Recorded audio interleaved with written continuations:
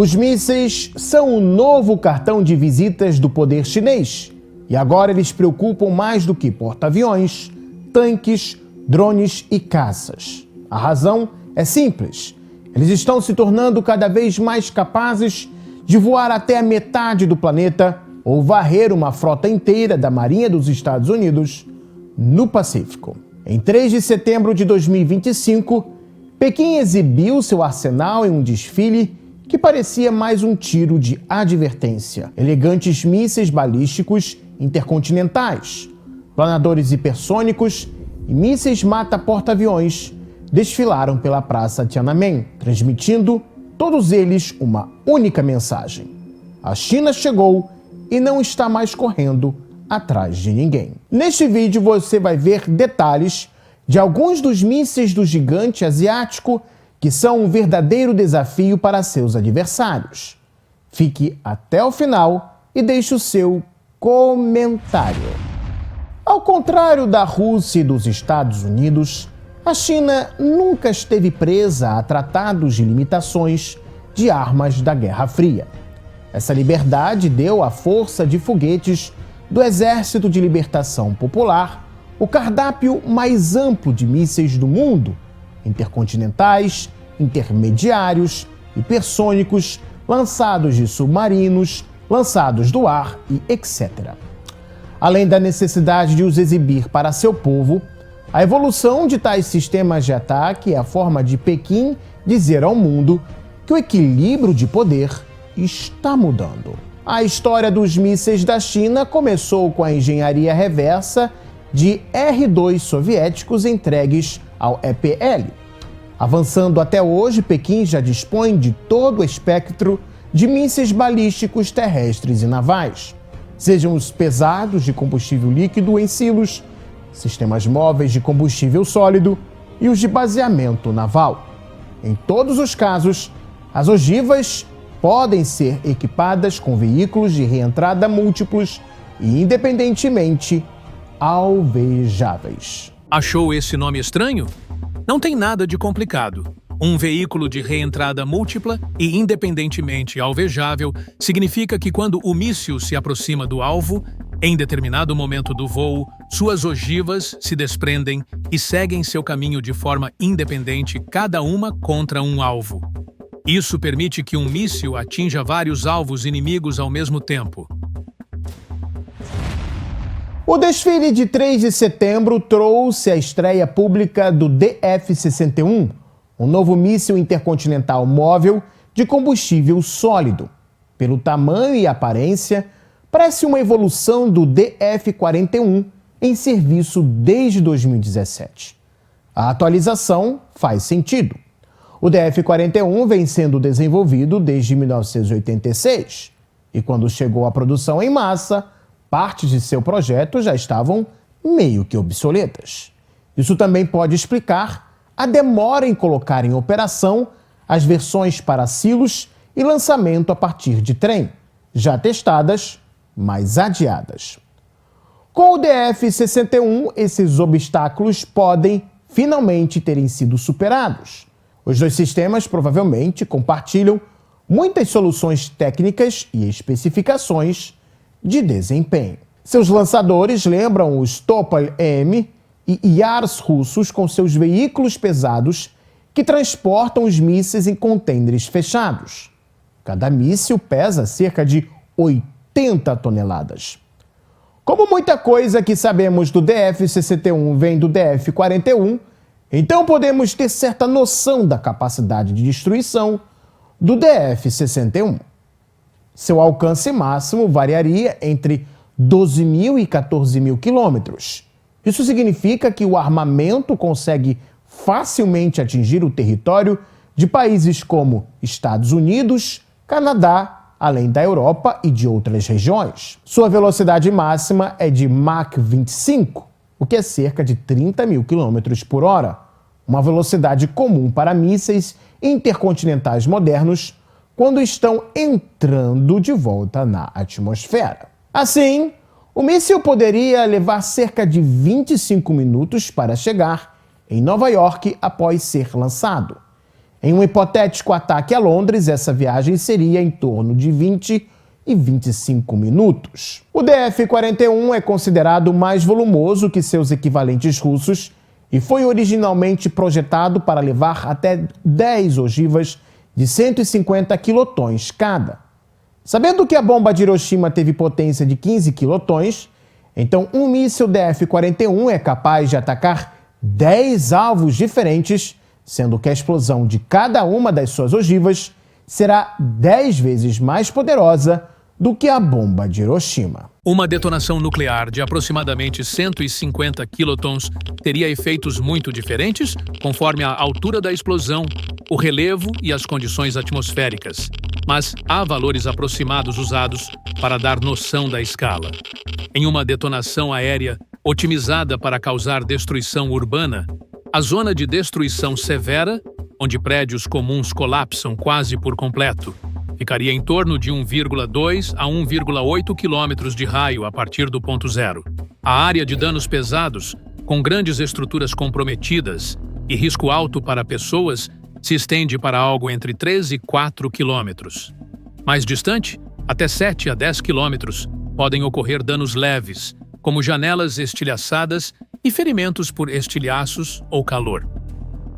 O calor, capaz de causar queimaduras graves em pessoas desprotegidas, pode chegar a distâncias semelhantes às do dano leve, até 7 ou 9 quilômetros em céu limpo. Já a radiação inicial perigosa tende a ficar concentrada nos primeiros 2 quilômetros. A queda radioativa pode ir muito mais longe caso a explosão seja no solo, já que partículas contaminadas são levadas pelo vento e podem se espalhar por dezenas ou até centenas de quilômetros na direção do vento. Esses números são aproximações teóricas. Impactos reais dependem de muitos fatores, mas dão uma ideia da ordem de grandeza para uma explosão de 150 quilotons.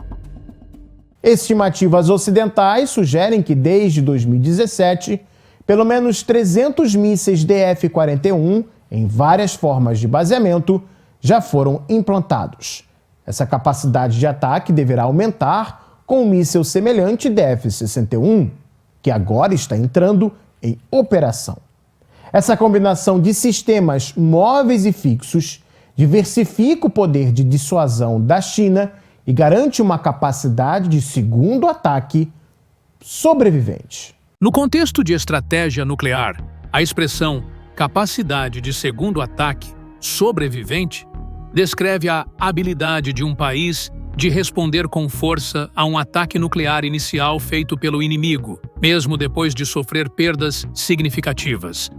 A ideia é que parte das armas nucleares seja mantida em plataformas muito difíceis de destruir, como submarinos lançadores de mísseis balísticos, escondidos em alto mar, mísseis móveis que se deslocam em estradas ou ferrovias e silos profundamente reforçados. Dessa forma, se um inimigo tentasse neutralizar todo o arsenal em um primeiro golpe, ainda sobrariam armas suficientes para uma retaliação devastadora. É esse princípio que sustenta a dissuasão nuclear moderna. Saber que um país pode ser atingido, mas ainda assim manter capacidade de resposta, desencoraja o adversário de atacar primeiro. Agora vamos para o próximo míssil. Durante o desfile em Pequim, o DF-5C foi descrito como capaz de atingir qualquer alvo no mundo, com alcance de até 20 mil quilômetros. O DF-5C é a versão mais recente do míssil líquido DF-5, cujo primeiro voo foi em 1971. Tecnicamente, ele segue a linha dos soviéticos R-36 dos anos 60. O DF-5C é comparado ao R-36M2 Satan. Testado pela primeira vez em 2017, acredita-se que carrega 10 a 12 ogivas de médio rendimento e é baseado em silos. Hoje, a China teria cerca de 20 desses mísseis. O próximo míssil é o DF-31, que foi o primeiro míssil intercontinental chinês de combustível sólido montado em veículos móveis, frequentemente descrito como a versão de Pequim do Tupolev russo, um míssil de 3 estágios, alcance de cerca de 12 mil quilômetros e uma única ogiva de 200 a 300 quilotons, ou seja, até 20 vezes mais potente do que a bomba de Hiroshima. O DF-31 foi desenvolvido nos anos 90 e 2000 e entrou em serviço em 2006. A categoria que provavelmente tem mais impacto em um possível cenário de conflito sobre Taiwan ou no Mar do Sul da China seria os mísseis de alcance intermediário e médio.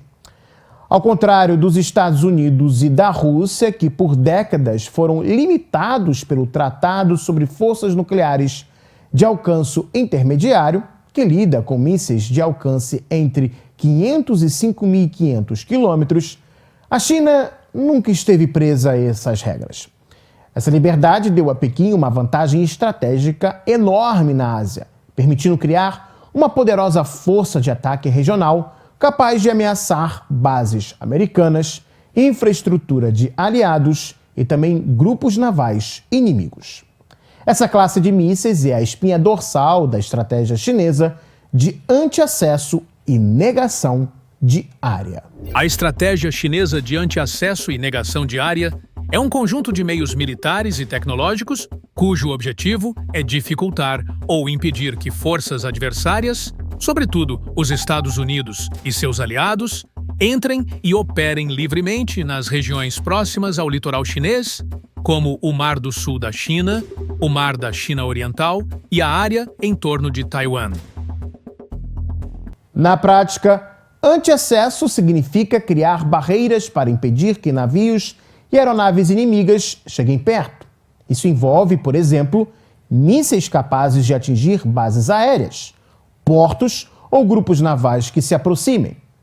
Já negação de área é dificultar a permanência de quem conseguiu entrar, mantendo o risco constante de ataques com mísseis, drones, minas navais e sistemas de defesa aérea que cobrem grandes setores do mar e também do espaço aéreo. A China investiu muito nessa doutrina porque simplesmente percebeu que não conseguiria igualar em curto prazo o poder global dos Estados Unidos, mas poderia tornar extremamente caro e arriscado para Washington operar perto de suas fronteiras marítimas. Assim sendo, os chineses desenvolveram os mísseis DF-26 e DF-21. O DF-26 ganhou o apelido de mata-porta-aviões. É um míssil balístico de alcance intermediário, de 2 estágios e combustível sólido, capaz de alcançar até 4.000 quilômetros. Ele existe em versões com carga convencional ou nuclear, e uma variante é apontada como portadora de uma ogiva hipersônica manobrável para atacar alvos marítimos em movimento, algo que ameaça diretamente grupos de porta-aviões e reforça a capacidade chinesa de anti-acesso e negação de área. O arsenal de mísseis da China hoje não está apenas alcançando as principais potências nucleares do mundo. Em alguns aspectos, já está até à frente. A enorme variedade de sistemas exibidos em Pequim, desde pesados mísseis intercontinentais em silos até lançadores móveis, passando por mísseis lançados de submarinos e aviões, veículos planadores hipersônicos e armas antinavios supersônicas, revela uma força de dissuasão estratégica estratificada, flexível e moderna. Na verdade, Pequim está avançando mais rápido exatamente no domínio onde países rivais ainda ficam para trás, os hipersônicos. Enquanto Washington ainda está em fase de pesquisa e testes, a China já possui veículos planadores hipersônicos operacionais e expande seu arsenal antinavio hipersônico. E tanto Moscou quanto Pequim andam mais rápido do que os Estados Unidos. O desfile de 3 de setembro de 2025 não foi apenas cerimônia, foi um recado estratégico. A China está construindo uma força de mísseis feita não só para garantir capacidade de segundo ataque nuclear, mas também para negar acesso às suas zonas costeiras, ameaçar frotas adversárias e manter rivais em dúvida em qualquer conflito regional.